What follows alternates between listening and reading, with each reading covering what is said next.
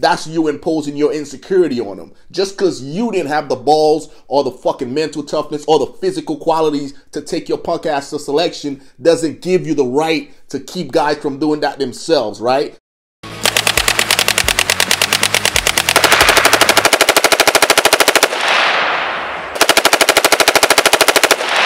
What's going on, guys? Welcome back to the channel. So I wanted to jump on here, guys, and talk about an article that we put out earlier this week about commanders and first sergeants and even sergeant majors cock blocking guys from going to Special Forces assessment and selection.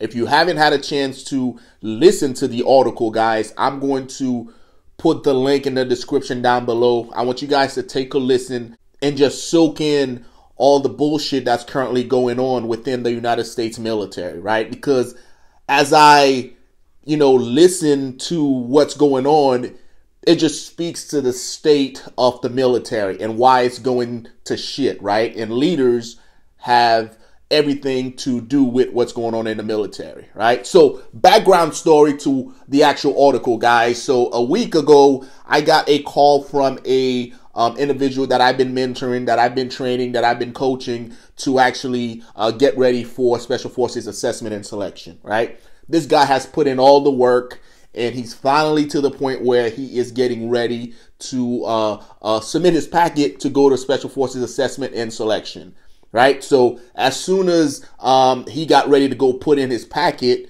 his first sergeant, his company commanders, and even his sergeant majors, they came up with a plan to slot him for another course around the same time that he was going to be attending Special Forces assessment and selection, right? So when he called me, he's talking to me about this. I'm like, well, shit, man, just go at a later date. But come to find out that he has, JRTC, he has a bunch of different trainings slotted that he can't really get out of.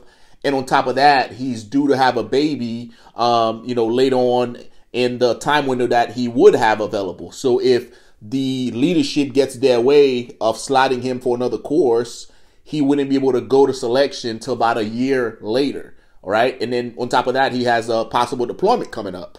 And it's one of those things that, USASOC has done a really good job at putting in place MILFA messages that deter big Army units from keeping guys from going to selection. However, commanders in first sergeant and sergeant majors, they found a loophole. And that loophole is, so let's say, for example, I want to go to selection in January, right? In order for the Special Forces recruiter to slot me into ATARS. ATARS is the system that the military uses to be able to put guys in for school. It's a big Army system that, they'll put my name and my social and whatever they need to put in there to slot me for selection. So what big Army commanders are doing is, or first sergeant is, once I tell them that, hey, I'm trying to go to selection, so what they do is they undercut me and they slot me for another course around that same time frame. So when the Special Forces recruiter tries to put me in for selection, they can't, because that timeline is not available, or that time slot is not available, right? So that's what happened to this individual. He's been prepping his command that, hey, he's trying to go to selection and that he wants to go to selection, and they fucking cock blocked him and they slotted him for another course, right? And he called me and he was asking for guidance as far as what he can do.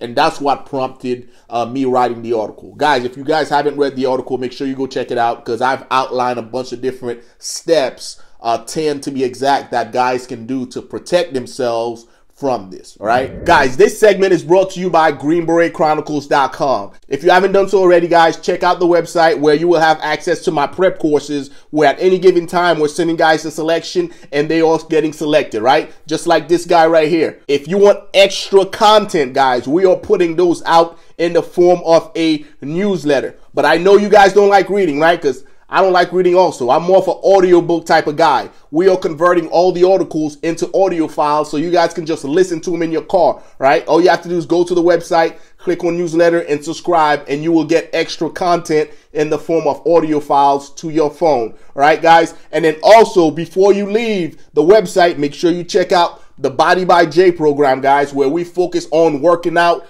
just to look good. My programs are designed to make sure you look good when you take your shirt off.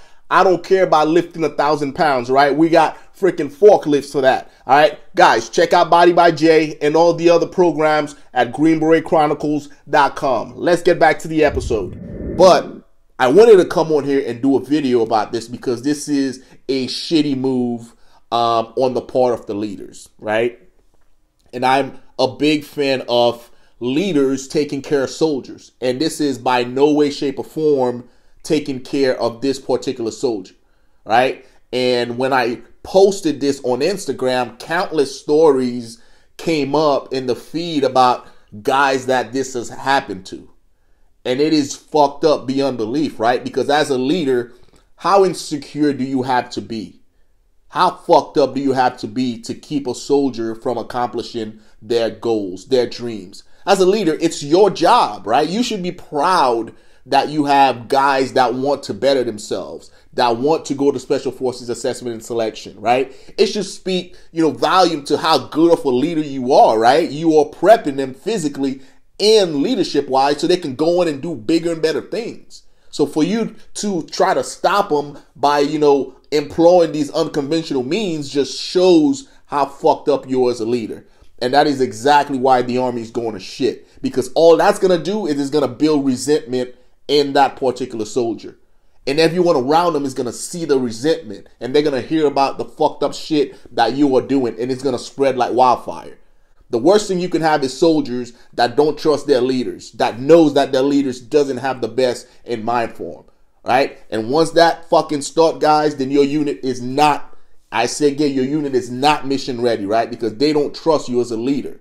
As a leader, what you should be doing is you should be training your replacement, right? So if that guy wants to go on and do bigger and better things, you should be like, no problem, man. You go and do what you need to do. In the meantime, I'm going to find your replacement. We're going to train that guy, make sure he's on the same level as you are, and if not better, so he can step in and fill the gaps that you're about to leave. That's how it should be, guys. You shouldn't be trying to cock block or undercut or telling guys that, no, they can't go better themselves. Right? That's you imposing your insecurity on them. Just because you didn't have the balls or the fucking mental toughness or the physical qualities to take your punk ass to selection doesn't give you the right to keep guys from doing that themselves, right? That is fucked up, guys. And the more it happens in the military, the more we're going to keep having these recruiting crises because guys aren't stupid. They're going to see right through it, right? Just because you didn't make it doesn't mean you should keep anybody else from making it, guys. So yeah, I just wanted to jump on here, guys, because this shit really fired me up. Because as I'm trying to mentor these guys to get the selection, you got leaders like this guy's his first sergeant and his sergeant major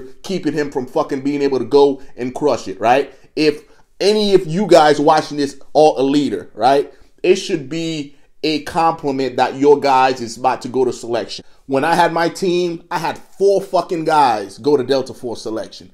4 of them. How proud do you think that fucking made me feel as a leader?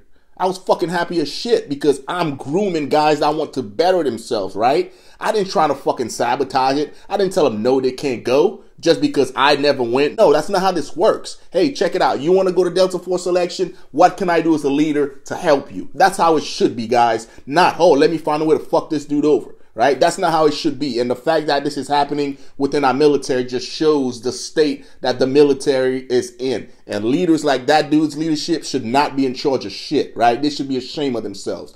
Guys, let me know in the comment section below what you guys think of this issue. Has it ever happened to you? And please give me some recommendation as far as how we can fix it, right? Because this is happening more and more. And the more I get on the phone with these guys, the more they tell me about these horror stories, all right? I appreciate you guys watching. Until next time, guys, take care of yourself.